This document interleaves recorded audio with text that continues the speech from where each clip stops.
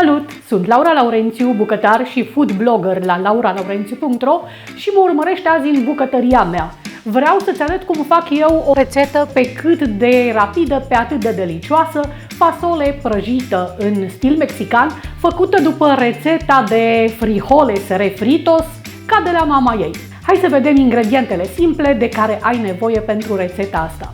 Eu voi folosi fasolea roșie de la Dosi în conserva de 326 de grame.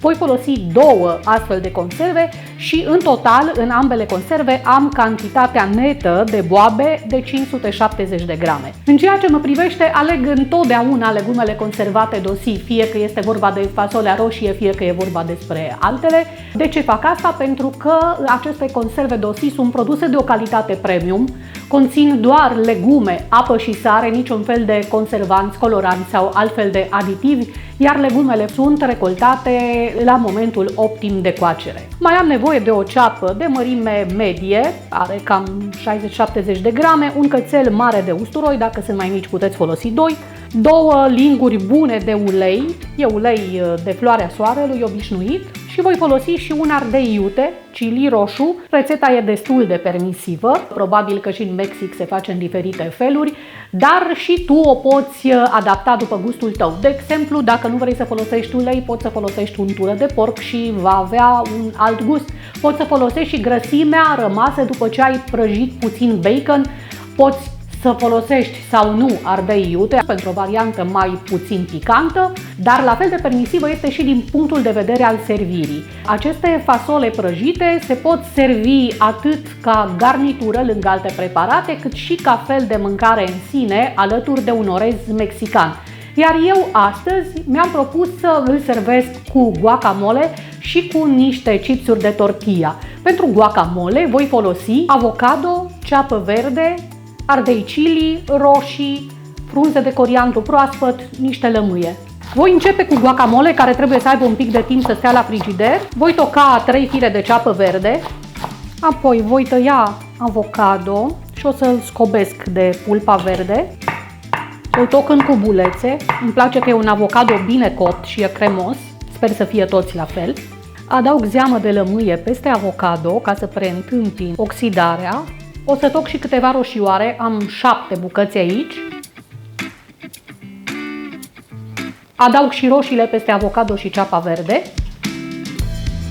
Ardeiul iute o să-l tai pe lungime și apoi o să îndepărtez semințele și nervurile care sunt foarte, foarte iuți și apoi îl toc cât mai mărunt. Adaug și ardeiul iute tocat peste restul ingredientelor pentru guacamole. Adaug sare. Amestec totul și voi da la frigider, urmând ca frunzele de coriandru să le adaug chiar la final. Și odată ce am terminat cu guacamole, o să mă apuc în sfârșit de rețeta de fasole prăjită, care va dura doar câteva minute. Pun prima dată fasolea la scurs, fiind o fasole gătită la abur, conserva nu conține foarte multă apă. O las aici să se scurgă. Acum o să toc ceapa, usturoiul și ardeiul iute. Și pun pe foc o tigaie încăpătoare, o încing pe foc mediu și adaug uleiul.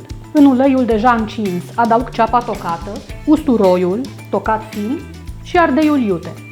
Adaug de la început puțină sare și călesc totul pe foc mic 3-4 minute. După ce ceapa s-a înmuiat, adaug în tigaie toată fasolea, o amestec bine cu ceapa călită, usturoiul, ardeiul iute, și insist amestecând să incorporez cât mai mult din ceapă și să prăjesc fasolea împreună cu amestecul aromatic. Iar următorul pas este să o zdrobesc cu un zdrobitor de cartofi în timp ce se prăjește în continuare împreună cu ceapa și usturoiul în tigaie.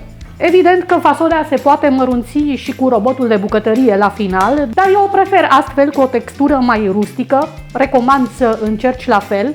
Cu acest zdrobitor simplu de cartofi merge perfect. Adaug niște apă fierbinte și continui să gătesc fasolea până când obțin o pastă cu textură rustică, așa cum am spus. Se poate adăuga apă până la gradul de fluiditate pe care îl dorești pentru mâncarea asta. O ajustezi după gustul tău. Cam asta este textura pe care o doresc. Se poate lăsa mai scăzută sau mai lichidă, după cum preferă fiecare. Și chiar la final o să adaug puțin oregano, o linguriță rasă, Interesant este că în varianta originală din Mexic se folosește o iarbă aromatică denumită epazote, pe care evident că nu am avut de unde să o procur, dar am observat că în general practica este să fie înlocuită cu un strop de oregano. O să adaug și niște fulgi de chili ca să fie puțin mai picantă. Și e gata! Înainte de servire adaug coriandrul tocat mare în guacamole, o să amestec și tot acum o să-l gust, o să-i potrivesc gustul de sărat și acru.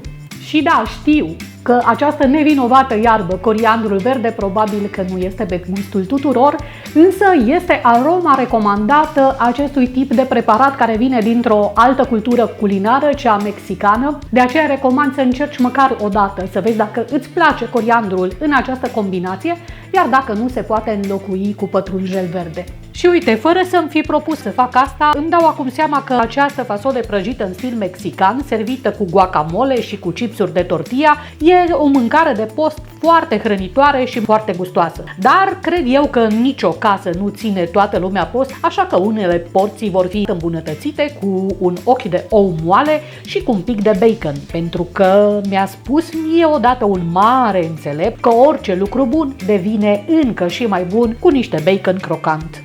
Și cam asta a fost totul. Eu mă grăbesc la masă pentru că mi-e poftă și chiar nu te mai țin mult la povești, dar îți mai spun doar că dacă vei dori să încerci rețeta, găsești mai multe detalii despre ea, cât și lista de ingrediente completă în format text, printabilă, în linkul pe care îl vei găsi în descrierea videoclipului. Dacă vei încerca rețeta și îți va fi pe plac, poate vei dori să o distribui și prietenilor tăi de pe rețelele sociale și dacă tot am zis despre rețelele sociale, să știi că pe mine mă găsești și pe Facebook, pe Instagram, desigur pe YouTube și de curând și pe TikTok. Revenind la canalul de YouTube, acesta este locul unde vin mereu cu noi rețete și idei delicioase, așa că dacă încă nu ai făcut-o, abonează-te! Pe curând!